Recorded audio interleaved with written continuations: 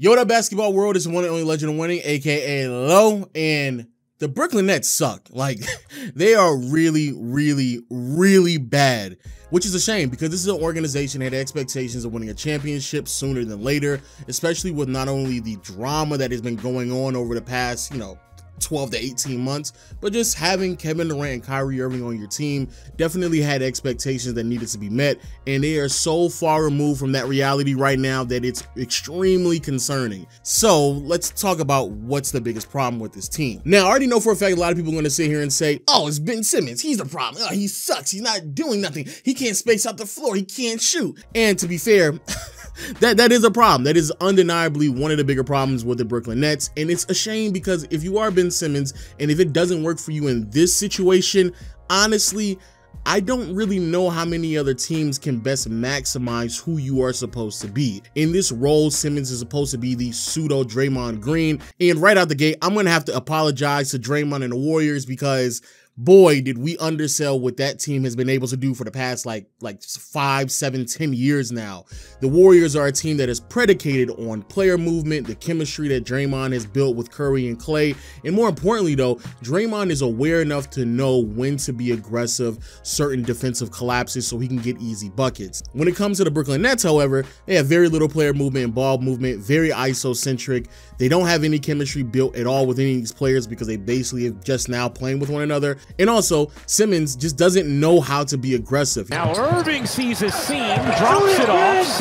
Now Irving sees a seam, drops it off. And so with Simmons not even looking at the rim 90% of the time when he is on offense, of course, it leads to some concerns on that side of the floor. Teams are obviously sagging off him when he's off ball, which thus makes the rotations to contest and help even easier. And even when the ball is in his hands, the opposing team already knows he's trying to get to the basket, so it's just predictable to stop him.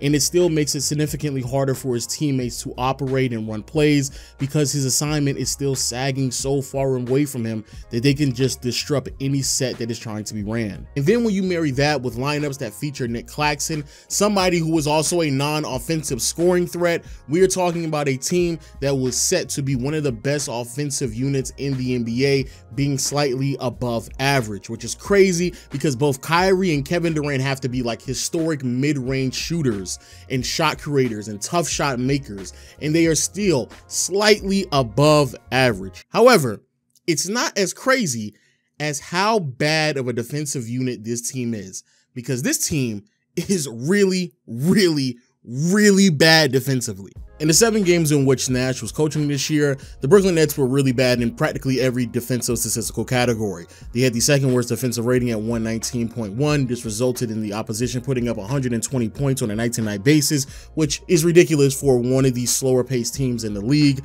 Also, the Nets are terrible at rebounding, which resulted in second chance opportunities for the opponent, but for a clear indication of a poorly disciplined defensive unit, bro, the Nets were giving nearly 27 trips to the free throw line to the opposition while also allowing them to shoot 41% from deep. My goodness. Here's what makes it even worse though.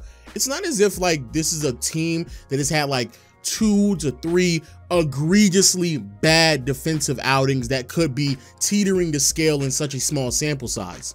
No, we're talking about a team that has allowed their opponents to have career nights against them. The Pelicans grabbed 21 offensive rebounds. Siakam had arguably the greatest offensive game in his career with a 37-point triple-double on great efficiency. John Bain combined for 76 points. Giannis dropped them off with 43 points on great efficiency. Luka gave them 41 as well as 14 assists. And the Indiana Pacers broke a franchise record for the most three-pointers made in a game with 23 of them. So if you are into fantasy or you put money on games, just go see who the Brooklyn Nets face. Make sure you add them on your fantasy team or just bet the over on points. And at this point, it's like free money. It's just ridiculous. But what's really concerning for all my Brooklyn Nets fans out there, and I'm sorry I have to tell you this, but the biggest reason why I wanted to make this video is because I truly don't believe that the concerns that this team has defensively is going to change anytime soon, because that's just the makeup of the roster. The first biggest problem that this team faces is that they just don't have any size at at all. The 7 to 9 man rotation is basically consistent of a bunch of guards who are 6'6" and shorter, and 3 other players in KD, Simmons, and Claxton who are taller than 6'6". This means from a perimeter-oriented standpoint,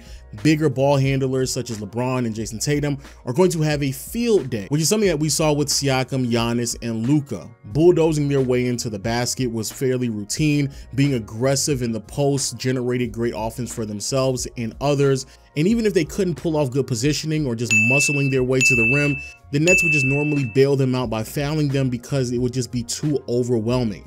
Now you may be asking yourself, well, why isn't Ben Simmons just defending these players? And originally in a lot of these defensive sets, he is, but for whatever reason, the Nets are a switch-heavy team, which makes no sense at all. Because of this, they are extremely vulnerable to players who hunt for mismatches like Luka, which is the reason why he was able to go for 41 points and took 10 trips to the charity stripe. And what made it even more frustrating watching some of these games, and I'm not even a Brooklyn Nets fan, is that how easy they were willing to switch on some of these weak-ass screens. Like, these are not good screens being set. Bro, if I was Patty Mills in this game, I would have been heated after the buzzer rang. There is no way that Kyrie Irving is calling for a switch so Patty Mills can defend Luka Doncic. Like, what in the f are we doing? And they are automatically switching as if like that is their defensive scheme. Like that's what they're scheming to do, which is crazy if that's the case, because FYI, Steve Nash, you don't have the personnel to do that, which then brings us to the lack of size inside, because again, the only quote unquote big men on this team is KD, Ben Simmons, and Claxton. All 3 of these players are far removed from like post defenders or somebody who knows how to actively contest at the rim consistently. The numbers back this up as well, especially with Kevin Durant. I mean, he is easily one of the worst rim protectors in the NBA right now. But more importantly, when you pull off a switch-heavy defense, you now have Simmons, Claxton, and Durant on the perimeter when they should be either in the corner ready to help or in the lane itself, because you don't really have any other interior presence. And now what happens is you have guards in the paint who switched on a big. And so even if you have a team like the Indiana Pacers with Tyrese Halliburton, who buy as much stock of Tyrese Halliburton that you possibly can, because he's going to have a great year this year.